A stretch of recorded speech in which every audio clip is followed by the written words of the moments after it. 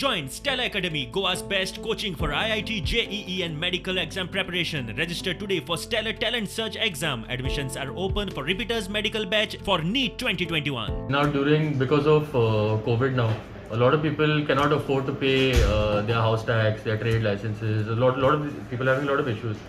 So now under what we've done now, this is new OTA scheme. Hopefully once it gets approved by the government is. Now the CCP has a lot of outstanding debt. Okay, we have some 37 crores that is outstanding. Okay, and the CCP needs this money for the functioning. We needed to pay our staff, we need to do our solid waste management, all of that. So now what we are proposing is now, out of that 39 crores, 16 crores or 17 crores is your principal amount. So what we want to say is, all the people, I want to appeal to everybody also from Panjim, just get your principal amount cleared.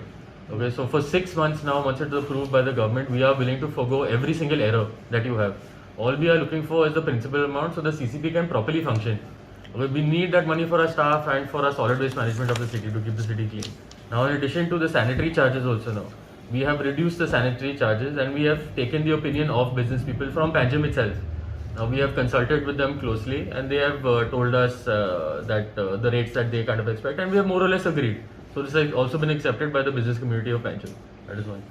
Also now, in addition to trade licenses and all of that, we are extending the deadline for renewal of trade licenses. Now it is supposed to be in July 15. We are extending that till September. We also realize that everyone in Panjim is having a difficult time. We do not want to burden them further.